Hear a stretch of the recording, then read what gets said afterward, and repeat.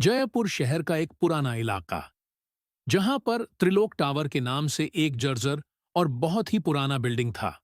दीवारें बिना पेंटिंग का था, पानी की पाइपें फट चुकी थीं और एक पुराना लिफ्ट जो सबसे डरावनी चीज थी। किसी समय पर यह शहर का सबसे आधुनिक बिल्डिंग हुआ करता था। बिल्डिंग की वह पुरानी लिफ्ट जो अक्सर ऊपर जाती तो थी, पर नीचे कभी नहीं आती।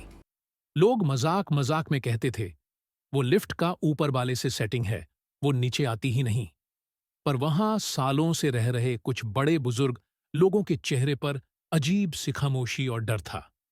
रोहित, एक नौजवान लड़का जो नौकरी के सिलसिले में जयपुर आया था और त्रिलोक टावर की 7वीं मंजिल में किराए पर एक फ्लैट पर रहता था।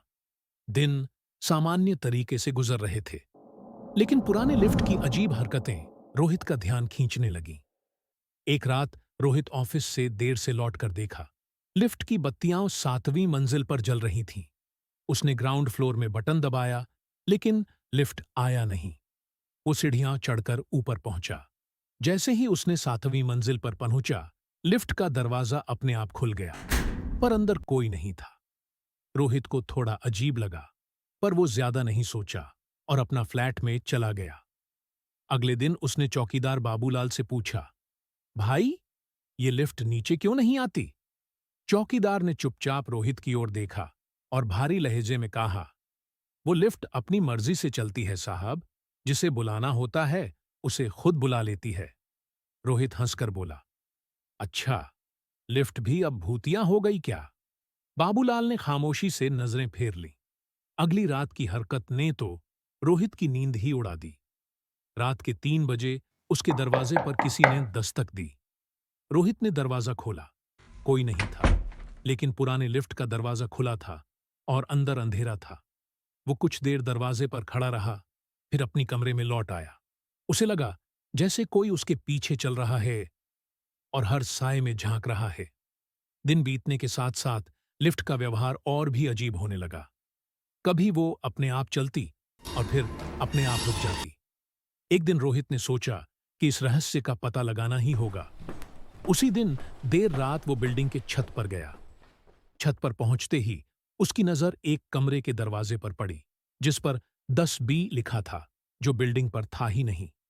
उसने 10B का दरवाजा खोला। अंदर एक छोटा कमरा था, जिसकी दीवारों पर पुराने अखबार चिपके थे।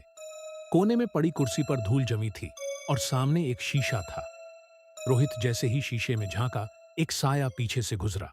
उसने पलटकर देखा, कोई नहीं, लेकिन शीशे में वह परछाई अब भी मौजूद था। रोहित ने चीखा और तेजी से नीचे लिफ्ट की ओर भागा। जैसे ही वो लिफ्ट के पास पहुंचा, दरवाजा अपने आप खुल गया। लिफ्ट में अंधेरा था, पर अजीब बात यह थी कि लिफ्ट में अब एक और बटन था, 11, जो कि उस बिल्डिंग में था ही नहीं।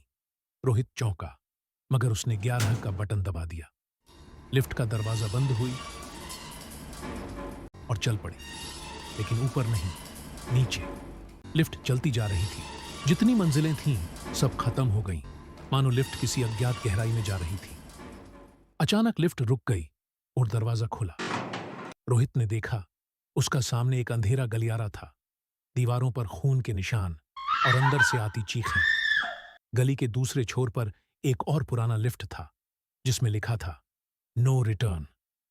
रोहित चीखा, लेकिन वापस जाने का कोई रास्ता नहीं था। अगले दिन ये बात फैल गई कि 7वीं मंजिल वाले नए लड़के का कुछ पता नहीं चल रहा है।